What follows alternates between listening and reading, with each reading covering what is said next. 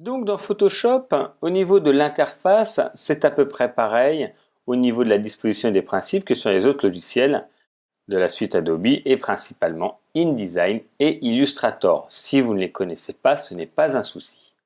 Je vais vous expliquer dans un premier temps l'interface de façon assez rapide pour que vous compreniez et que vous puissiez naviguer dans ce logiciel.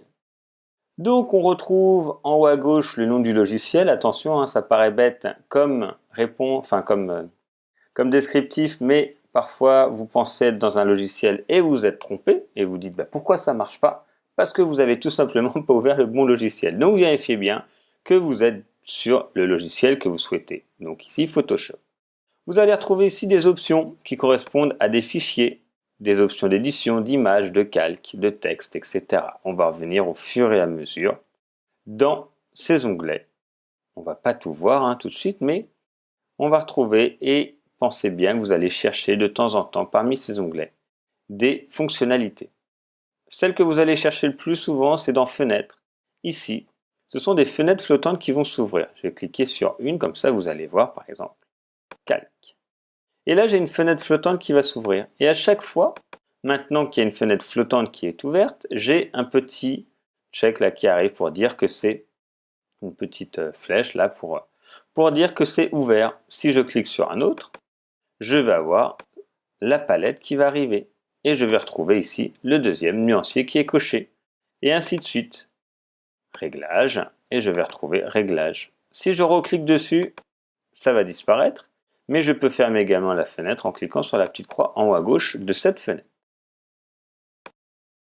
On va retrouver ici des options.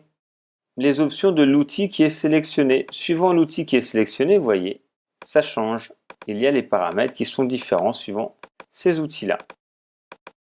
Donc on viendra au fur et à mesure des formations sur l'utilisation des outils les uns par rapport aux autres. Et donc les outils se trouvent sur une fenêtre flottante également. Alors on la place à 95% du temps, les gens la placent à gauche.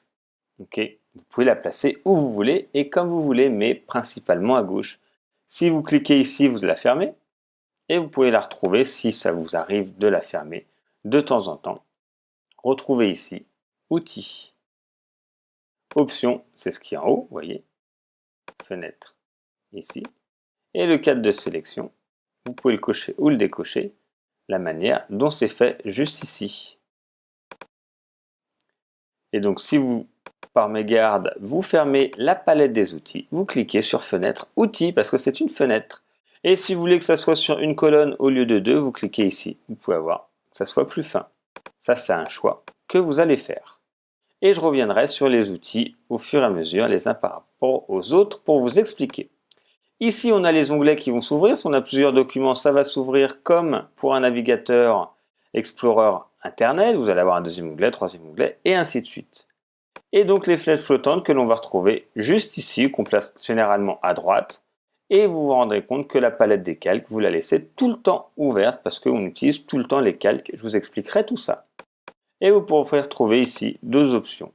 Mais c'est un doublon en fait de ce que vous retrouvez juste là. C'est ici. Donc voilà pour la présentation rapide de l'interface. Et tout en bas, vous avez des options par rapport à des zooms et des informations que vous pouvez demander. Voilà, on ne regarde pas forcément tout le temps. Mais principalement, c'est ce qui se passe au-dessus et les données qui se trouvent juste là au niveau de Photoshop. Voilà pour l'interface de Photoshop.